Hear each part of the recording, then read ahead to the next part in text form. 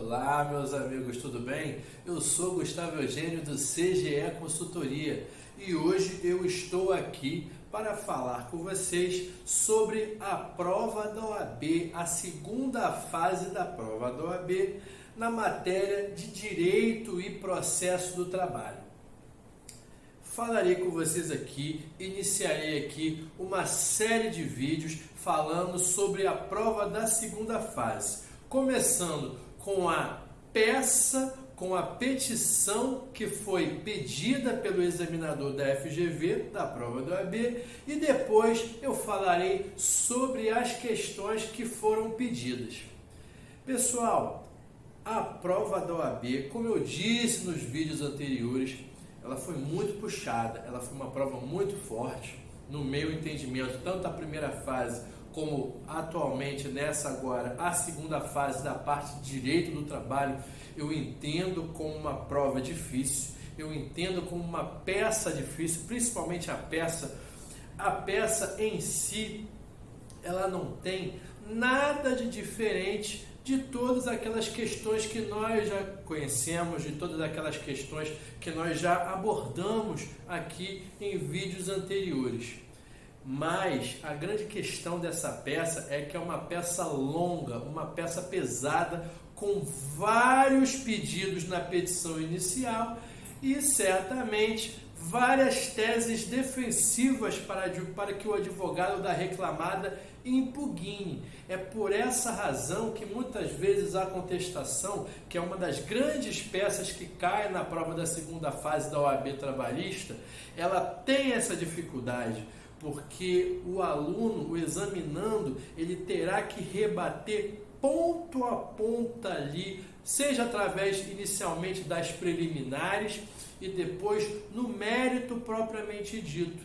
E acaba que o aluno, na hora de fazer a prova da OAB, ele não sabe ali exatamente qual será o gabarito da FGV, que a OAB ela vai pedir. Então, ele tem que prestar atenção no que é pedido, no que é falado na petição inicial, no enunciado da questão. Ele vai ter que rebater ponto a ponto. Às vezes ele vai perceber ali alguns detalhes, ele vai ter que colocar aqueles detalhes, e às vezes aqueles detalhes talvez nem sejam parte realmente do gabarito da OAB, mas em outros pontos que ele vai analisar e ele vai verificar, serão pontos ali do gabarito da OAB, e ele não poderá deixar de colocar aquelas informações ali, sob pena de perder uma pontuação. E se você conseguir fazer uma boa peça processual, uma boa petição na prova da OAB, eu entendo particularmente que já é boa parte do caminho andado, talvez até metade do caminho já esteja ali encaminhado para você.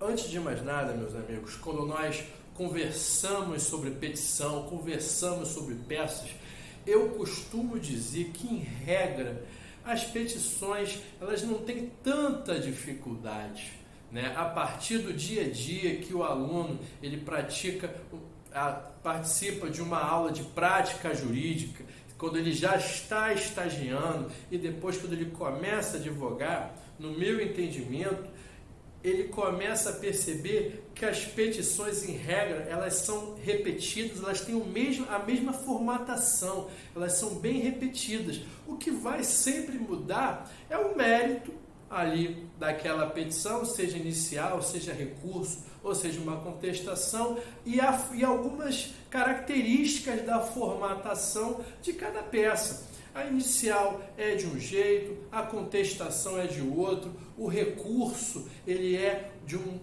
com uma outra característica, mas no básico eles são muito parecidos. Independentemente disso, meus amigos, todas as petições você tem que ter em mente o seguinte: você tem que saber que você tem que formatar muito bem aquela peça, tanto para o dia a dia da advocacia, como principalmente para a prova da OAB, que o examinador ali, a primeira coisa que ele vai avaliar é a formatação da peça. Se ela está né, bem tabulada ali, como se estivesse no computador, por mais que você escreva ali, as características, os títulos das informações que você vai colar ali, que você vai colocar, né, pedido, causa de pedir, rol de pedidos, né, do direito, do mérito. Tem que seguir uma certa lógica, por mais que o advogado no seu dia a dia ele tenha as suas preferências e tenha as suas características, por enquanto você ainda não passou, você ainda não pode se utilizar do seu estilo particular. Você inicialmente vai ter que usar na prova da OAB daquele estilo básico que o examinador ele quer. Então, essa é a primeira premissa que o aluno ele tem que entender. Ele tem que primeiro avaliar na hora da prova da OAB, ele tem que ler o enunciado e identificar a peça. Creio eu que dificilmente, em poucas oportunidades, eu vi um aluno ele errar a peça. Pode acontecer, eu já vi isso acontecer. Mas é difícil, né? É difícil porque o aluno ele já está estudando, ele já está preparado e ele já sabe mais ou menos aquele raciocínio próprio que ele vai encontrar ali. Então, geralmente, ele já acerta a peça. Ou seja, se a maioria dos alunos já acerta a peça, por mais que você já ganhe uma pontuação, já ganhe alguma coisa por acertar a peça, essa não vai ser a maior pontuação, porque provavelmente a grande maioria dos candidatos, eles também vão acertar a peça. Então isso já terá um peso menor. O peso maior será das questões e dos detalhes e daquelas pontuações que você vai fazer ali na contestação, por exemplo, na inicial, no recurso. Na inicial, se você vai fazer aquele alinhamento correto, como eu já falei, da estrutura, se você vai colocar todos os pedidos ali. No caso da contestação, se você vai fazer arguir as preliminares, arguir inépcias, caso elas existam. Se você vai rebater todos os pontos ali e por aí vai. Vou seguir aqui agora, meus amigos, sobre a peça de direito do trabalho dessa prova passada. A primeira coisa que eu quero dizer para vocês é o seguinte: o enunciado falava que a Érica já trabalhava há alguns anos numa empresa de auditoria, vou resumir aqui, e após alguns anos ela pediu demissão. O enunciado falava que ela era gerente, ganhava um adicional de 40% pelo cargo de gerente, começou a mencionar ali que ela pediu equiparação salarial, pediu 40% do FGTS, informou na petição inicial e comprovou que a empresa realmente não tinha pago as contribuições previdenciárias, pediu periculosidade, porque ela trabalhava em local onde tinha comunidade e tinha incursões policiais, pediu honorários advocatícios. Se você avaliar, foi um enunciado longo. Quando você vê essa prova, você vai perceber que foi um enunciado longo. E com certeza a partir desse enunciado, e não foi aquele tipo de enunciado que o examinador ele fala coisas desnecessárias.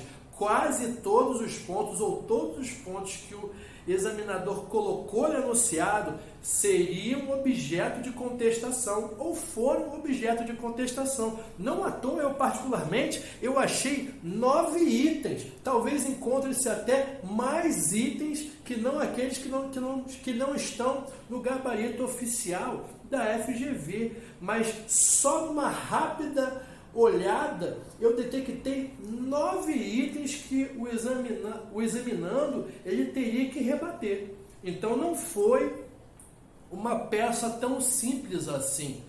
Por outro lado, você encontrar 9 itens que o examinando teria que se debruçar ali, por um lado pode ser positivo. São 9 pontos aqui que você pode ganhar. Se você coloca preliminar, se você coloca a impugnação, a contestação do cargo de gestão, a periculosidade, coloca como preliminar também a questão das contribuições previdenciárias, Também foi encontrado, que eu não coloquei aqui, havia uma inépcia, tinha um pedido, tinha uma informação na causa de pedir, mas não constava do rol de pedidos. Isso aí também poderia ser objeto de pedido de inépcia. Então, se você avaliar com calma, às vezes esse tipo de prova, esse tipo de contestação que tem várias informações, você pode perceber que você tem várias chances de pontuar. Então, se você estiver atento, você consegue muitos pontos nessa peça processual. Então, vamos lá, meus amigos. Como eu falei aqui, a Érica informou que ajuizou uma reclamação trabalhista fazendo todos aqueles pedidos. Ou seja, ficou muito claro ali que se tratava de uma contestação trabalhista. Esse foi o primeiro ponto que o examinando percebeu.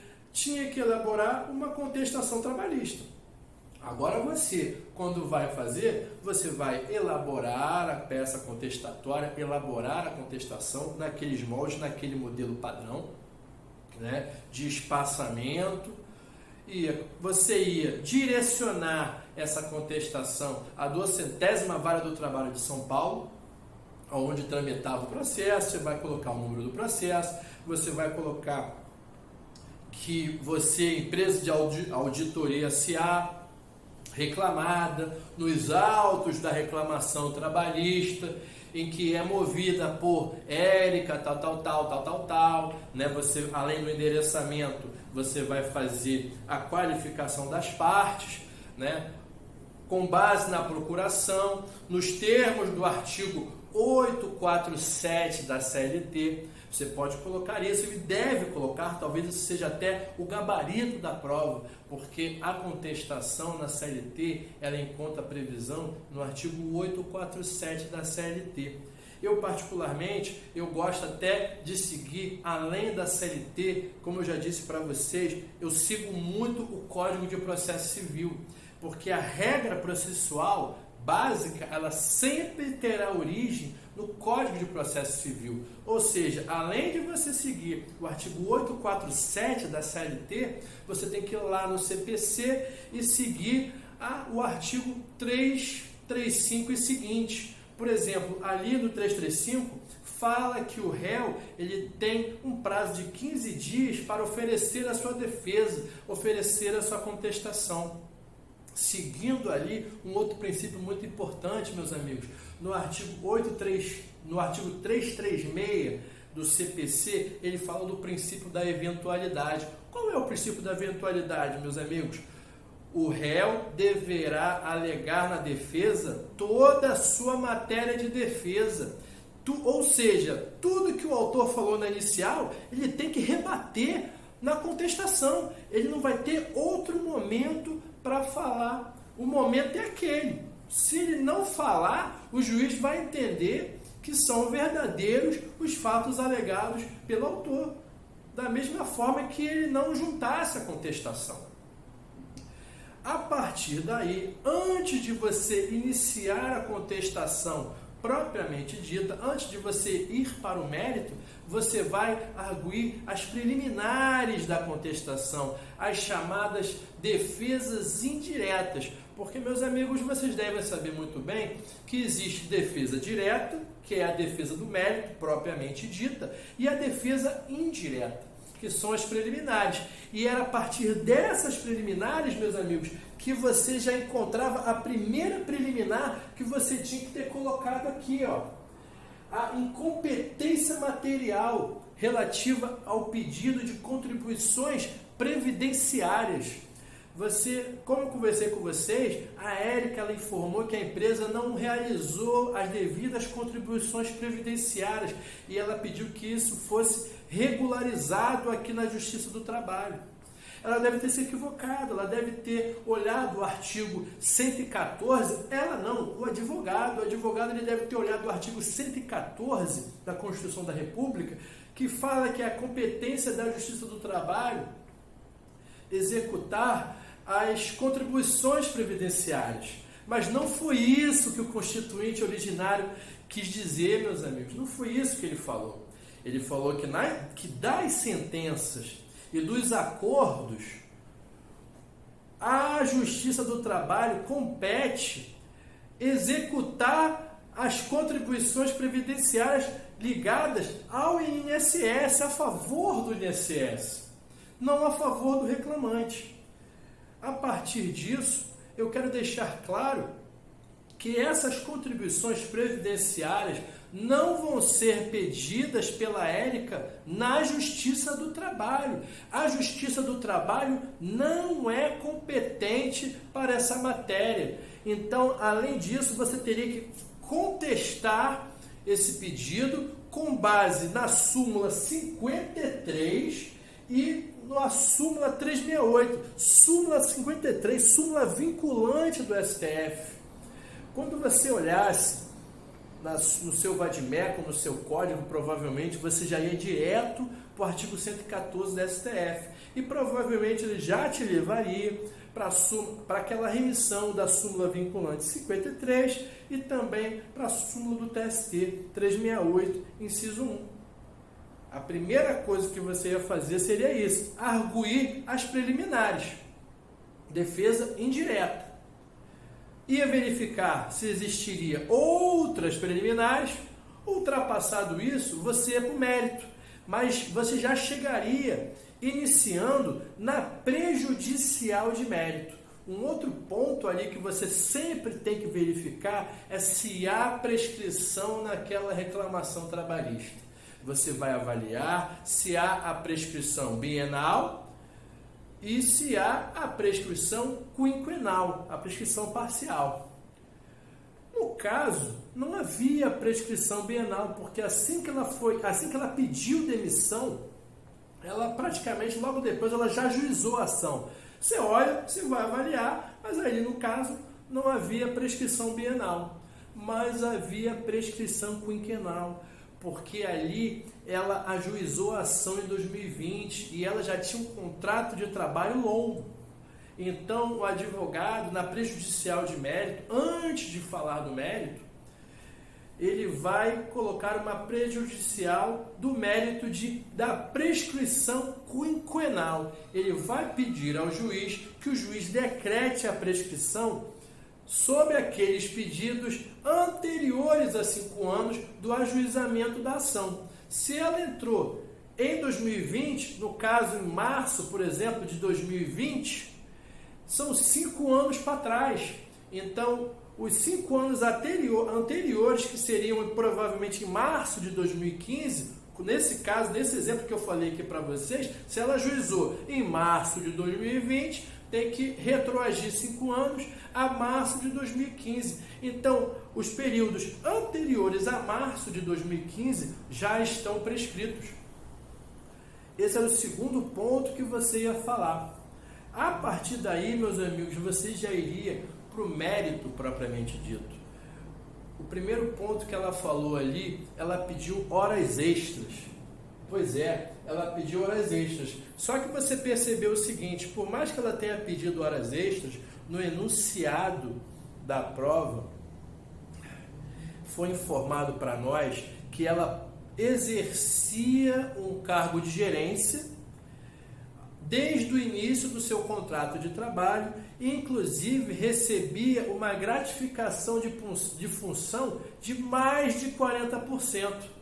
Ou seja, ela exercia o cargo de gerência propriamente dito, que até que ainda assim não é suficiente, mas já é um grande motivo para você contestar, e você vai contestar quando ela exercer o cargo de gerência sim, mas o ponto nodal da questão é que além de exercer o cargo de gerência, ela recebia uma gratificação de mais de 40% do seu salário. Essa era a chave, porque nós sabemos, e nós já conversamos em vídeos anteriores, meus amigos, que se ela exercer o cargo de gerência, mas não preencher esse requisito de percepção de mais de 40%, não se caracteriza o cargo de gestão.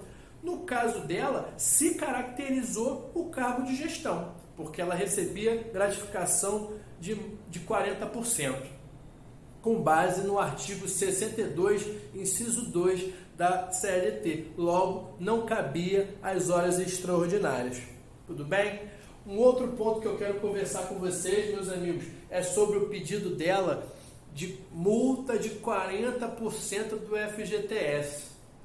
Pessoal, o levantamento do FGTS, do valor ali depositado, e essa multa de 40% devida pelo empregador é somente nos casos em que o empregador demite o empregado sem justa causa. Nesse caso aqui, ela pediu demissão, então você vai contestar o pedido de multa de 40% do FGTS, porque ela pediu demissão, logo perdeu esse direito, com base no artigo 18 da Lei 8.036 de 1990, que é a lei que fala do FGTS. Ok? Um outro ponto que nós temos que falar aqui também, meus amigos, é sobre o pedido de integração sobre os prêmios. Ela informa na petição inicial que recebia prêmios e requeria a integração desses prêmios. Mas a lei é taxativa no artigo 457, parágrafo 2º da CLT. Inclusive, isso foi matéria da prova objetiva, isso caiu na prova objetiva, meus amigos, e nós conversamos nos vídeos anteriores. As ajudas de custo e os prêmios, por exemplo, não integram o salário. Então, essa era mais uma matéria para você contestar, para você impugnar. Além dos prêmios, além da contestação dos prêmios, você ia contestar também o pedido de equiparação salarial. Ela pediu equiparação salarial, ela colocou a data que ela entrou, a data que ela saiu, e ela usou uma outra gerente como paradigma.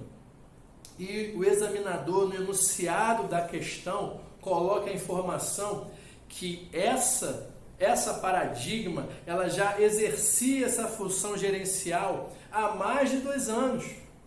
Então, o artigo 461, parágrafo 1º da CLT é claro, é taxativo. Nesses casos em que o paradigma já exerce essa atividade há mais de 2 anos, ele não pode ser esse paradigma. A reclamante, a pessoa não pode pedir equiparação para essa pessoa. Então, era mais um tema para você contestar ali. Além desses pedidos, quero falar também sobre o pedido de periculosidade. Olha só, ela pediu periculosidade porque o escritório se encontrava no local próximo à comunidade, onde a polícia invadia, havia tiroteio. Você vai, como sempre, como qualquer advogado de reclamada ou advogada de réu, contestar o pedido. Essa é a primeira coisa, sempre você vai contestar o pedido. A partir daí, você vai colocar no mérito dessa defesa que as alegações colocadas ali na peça inicial, na peça exordial, não tem nenhuma lógica, não tem nenhum raciocínio que você encontre na legislação. Se você olhar para o artigo 193 e seguinte da CLT e algumas instruções normativas também, não há nenhuma informação de que a pessoa, nenhuma previsão de que se a pessoa trabalha ali próximo de comunidade, que tem tiroteio e essa confusão toda, isso aí não é motivo para percepção de periculosidade. Então o pedido dela não estava de acordo com os requisitos da lei. Por fim, meus amigos, além de todos esses pedidos, o advogado ao final pediu honorários advocatícios de 20%. Após a reforma da CLT, a Justiça do Trabalho mudou esse tema de honorários advocatícios. Anteriormente, não caberia honorários advocatícios para o advogado, a não ser para as pessoas do sindicato. Haveria essa informação. Atualmente, essa informação mudou, o entendimento legal mudou, então há honorários advocatícios para o advogado. Só que a advogada ou o advogado da Érica, da reclamante, pediu 20% de honorários advocatícios. Eu, particularmente, muitas vezes até peço honorários de 20%, embora a lei tenha colocado 15%. Até porque, se eu pedir 20% e o réu não contestar e o juiz quiser dar 20%, ele pode dar 20%. É por essa razão que você, examinando do OAB que está fazendo uma contestação, você colocaria que não, além de não caber os honorários advocatícios, esses honorários advocatícios, no máximo, eventualmente, só poderiam ser concedidos em 15%, porque a lei fala de 15%. Primeiro você vai dizer que nesse caso não cabe honorários advocatícios. E depois relembrar ao juiz que, conforme a lei, artigo 791, a linha A da CLT, fala que apenas cabe honorários advocatícios no total de 15%. Tudo bem, meus amigos? Vocês percebem que essa prova teve muitas informações. Por um lado, por mais que coloque um certo medo nos candidatos, pela quantidade de informações aqui, talvez essa também seja uma oportunidade do candidato fazer uma grande pontuação. Se você prestar atenção, vários desses pontos eu já conversei com vocês nos nossos vídeos anteriores, inclusive na prova da primeira fase. Eu espero que vocês tenham gostado desse vídeo. Nesse vídeo eu falei só sobre a contestação. Nos próximos vídeos eu vou falar sobre as questões discursivas da segunda fase da prova do OAB. Tudo bem, meus amigos? Eu espero que vocês tenham gostado desse tema, gostado desse vídeo. Compartilhe com seus amigos. Like. Desejo a vocês um grande abraço e até a próxima.